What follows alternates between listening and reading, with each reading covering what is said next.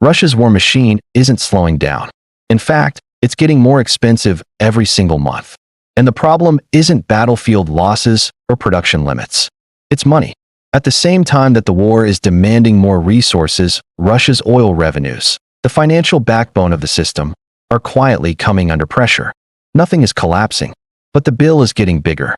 When oil revenues weaken, even slightly, the cost of sustaining a war economy changes fast. Because modern wars don't scale down easily. They lock in spending, supply chains, and long-term commitments. So when the income side becomes less reliable, the system doesn't adjust smoothly, it compensates. And those compensations create trade-offs that don't show up in headlines, but slowly reshape the entire economy. In this video, we breaking down how sliding oil revenues are making Russia's war machine more expensive to run, and why that matters far beyond energy markets. What's happening isn't a revenue collapse. Russia is still exporting oil. Money is still coming in. But the quality of that revenue is changing. Discounts are deeper. Transport routes are longer. Costs are higher. And each barrel sold delivers less usable value than before. Meanwhile, war spending doesn't adjust downward. It compounds. That's where the pressure begins. Russia's war machine isn't grinding to a halt. Factories are still running. Weapons are still being produced. The military budget is still expanding. But behind that continuity, the cost of sustaining the war is quietly rising, at the same time that one of Russia's most important revenue streams is coming under pressure. For years, oil revenues have been the financial backbone of Russia's state budget. They've funded social programs, stabilized the currency, and absorbed shocks during crises. Now, that same oil income is doing something very different. It's becoming less reliable and more expensive to replace.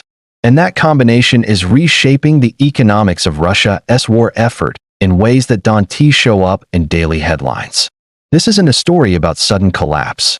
It's a story about rising costs, narrowing margins, and trade-offs that compound over time. For most of the war, Russia benefited from a critical advantage. Energy income stayed high enough to none of these choices break the system outright. They reshape it. This is where the oil revenue slide matters most. When energy income is strong, these trade-offs are manageable. High revenues act as a buffer, allowing the state to absorb inefficiencies without immediate consequences. But when oil revenues weaken, even gradually, that buffer thins. Each ruble becomes more contested. Each policy decision carries a higher cost. The war machine doesn't stop, but it becomes more expensive to maintain relative to the economy supporting it. And that ratio matters. There's another layer to this problem that's easy to overlook: predictability. War planning depends on stable funding expectations. So does procurement, industrial output, and workforce allocation. When revenues become volatile, planning horizons shrink. Instead of optimizing for efficiency or scale, the system optimizes for continuity. Short-term stability replaces long-term cost control. That's how expenses quietly rise faster than output. It's not wasteful in the traditional sense. It's defensive. This dynamic also increases sensitivity to external shocks.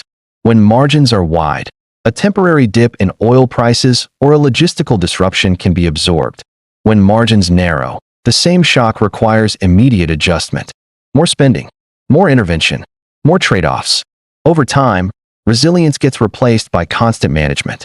And constant management is expensive. What makes this situation especially important is that it doesn't require dramatic changes to worsen. Oil prices don't need to crash.